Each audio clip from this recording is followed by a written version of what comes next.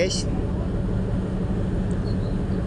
dito na tayo sa Manila. Ayan.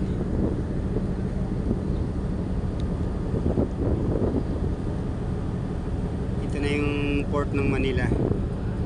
Ang dinadaongan itong barko na sinasakyan ko is yan ang Pier 4. Papasok tayo dyan. Andun sa dulo, yun na yung pinaka-terminal nila. Dito banda sa kanan, yan po yung mga cargo vessel yan. Ayan o. Ayan, yung cargo vessel. Ganito ang itsura ng pier ng Metro Manila. Ang daming mga barko na antala dyan sa nag-aantay lang ng bakante nilang dadaungan, o ang iba dyan tapos na. Yan. So tayo ay papasok ng Pier 4. Saka guys, pagmasdan nyo ang tubig ng dagat ng Metro Manila, yung pier nila kulay brown. Ikumpara mo sa mga pier ng probinsya like Batangas, Iloilo, Bacolod, lalo na sa Dumaguete, napakalinis ang dagat. And napuntahan ko rin ang pier ng Dipolog, malinis din kahit maliit, pero malinis. Pati sa Zamboanga may namimingwit sa tabi ng nakikita mo yung pawikan. Dito Metro Manila, ayan, kulay brown. Wala kang makikita ng isda dyan. Ayan, call, busina call. Ayan guys, ito na yung yan na yung Pier 4, yung diretso na yan, katabi ng mga cargo vessel. Ayan. So, ito yung sitwasyon ng Pier 4. Yung sa dulo naman, mga cargo vessel din yun, antay lang yan, waiting lang yan kung tapos na yung iba dyan, o kaya yung iba hindi pa, tapos nang diskarga yung mga karga nila. Pero doon lang sila naka-angkla. So may tapat na ng MUA yan eh. Ayan. Tapos ayun, ayan, mga naka-antabay lang yung mga barko na yan.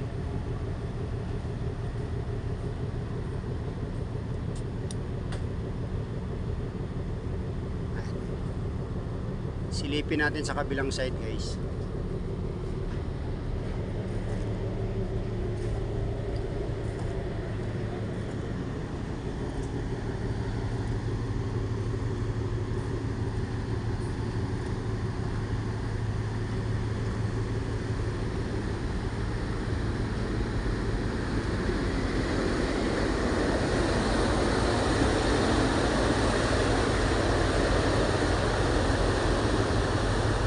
Itsura sa kabilang side.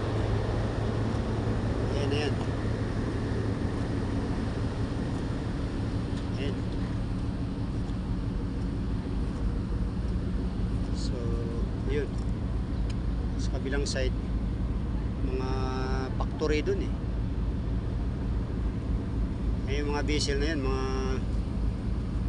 nakakabang yan sa factory. Yan, baka ng depot yan.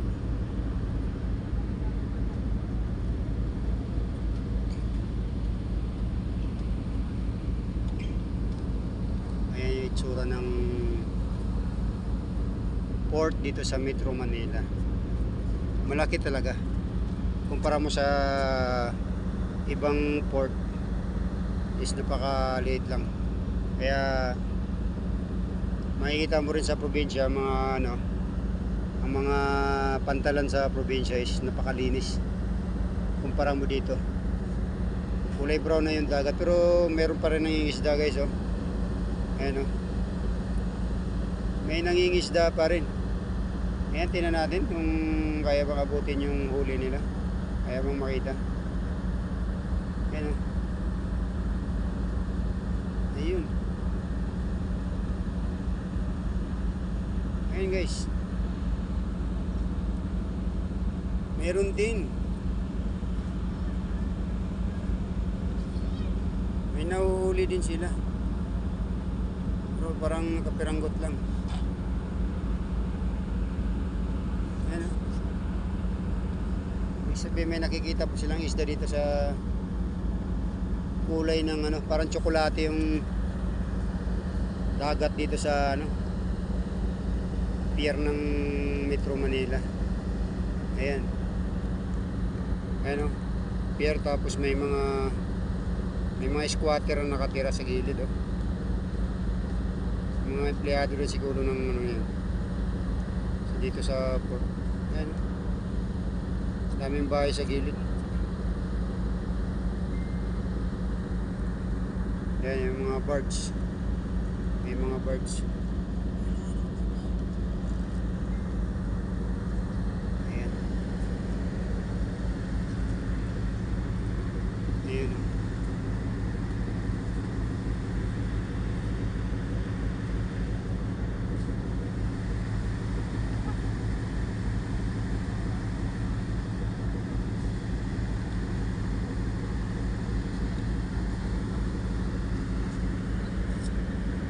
Laki ng mga crane nila guys para sa mga cargo yan, oh.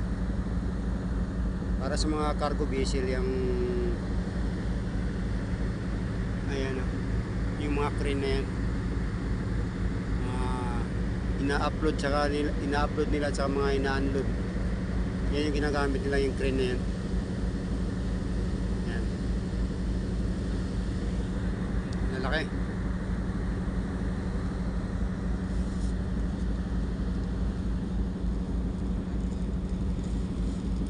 Lawak talaga ng port ikumpara mo sa probinsya. Kaya sobrang linis sa probinsya kasi hindi masyadong crowded ang pier nila.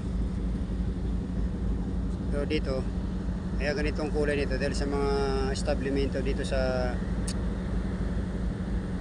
Roas Boulevard. Mula Mua hanggang ano, yung mga dumi nila baka dito rin tinatapon sa dagat, eh. Ayan, dami mga plastic. Plastic diaper lumulutang. Pero may nanguhuli pa rin ng isda. In fairness, hindi kaya kontaminado na yung mga isda na yan. Ito na yung sumasalubong guys, ito na yung tutulak. Kasi papatayin yung makina ng barko. Itong dalawang ano na to, mamaw na to, ito ang magtutulak patungo dun sa ano, sa pantalan. So yan guys, oh. Nakikita nyo yan. Nakikita ko. Yan yung mga nakahilira sa gilid na yan. Yan, oh. Hanggang doon yan. Hanggang doon sa dulo. Yun. Ayan. Squatter po yan guys. Ayan, may mga nakatira, oh. Ayan, oh. Kitang kita nyo yan. Bakit pinapayagan yan dyan na nakatira dyan sa ano, sa gilid ng nakakasira ng view yan sa pantalan, eh. Ayan, oh. Nakita yung kalat.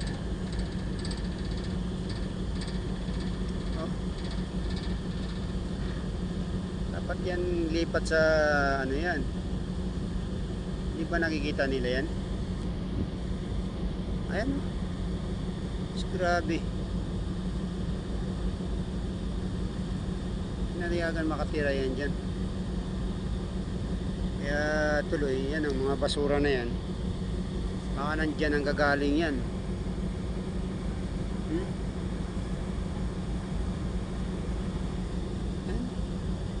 Squatter dyan sa gilid ng ano, gilid ng pantalan. Hanggang doon yan sa dulo. Yun. Yung dulo na yun. Hanggang doon, oh. Daming nakatira pala dyan. Dapat inaalisan niya kasi nagpupus ng mga basura yan dyan. Okay, tangkita dito yung mga basura. Nandyan lang din sa ilalim ng tinitirahan nila. Tapos dyan sila nangingisda. Ang kulay ng dagat, oh. Oh. Tsokolate na. So, yun lang guys ang pinipicture natin. Pinapakita natin yung kakaibahan ng pier ng Manila at saka sa probinsya. Sa probinsya, malinis talaga. Nakikita yung ano nakikita yung buhangin, nakikita yung lalim eh. Pero itong sa Metro Manila, iba nakikita mo. Nagsisilutangan yung mga ano, yan, styro. Yan, plastic. Nakikita mo, ang dumi. Oh. Bakit pinahayayan tumira dyan? Hindi lang libo-libo yung nakatira dito guys sa ano na to. Makikita yan sa Pier 4. Pagpasok nyo ng Pier 4, ayan, grabe. Ngayon ko lang na ano na ang dami pala nakatira dito. Saan yan sila dumadaan? Oh, ang ganda sa dulo.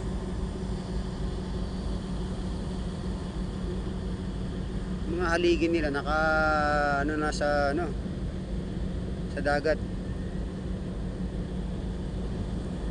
Iba gumagapang na talaga hanggang dito. Taka ka dyan, bakit napapayagan yan? Parang nakakasira ng view yan kasi pier to eh, may mga foreigner na sumasakay dito sa barko eh.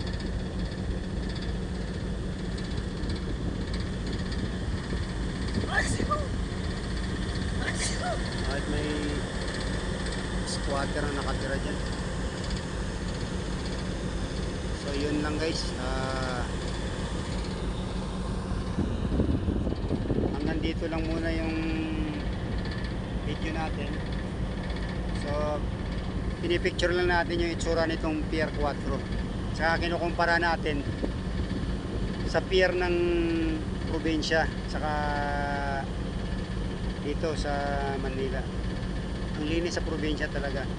Mapa Batangas ka, Iloilo, Bacolod, Dumaguete, Dipolog, Zamboanga. Nasaksihan ko lahat yan kasi yung travel ko napapaikot ako kasi pagpunta ko ng Dumaguete, dumaan ng Batangas, dumaan ng Iloilo, dumaan ng Bacolod, Dumaguete naman pag uwi ko ng Manila, dumaan ng Dumaguete tapos Dipolog, linis rin ng pier. Pagdating ng Zamboanga, mas lalo doon may nakita pa nga akong pawikan eh. Yan lang guys. So see you next video. Pakisupport na lang dito sa page natin sa RJ Mix Vlog. Thank you guys.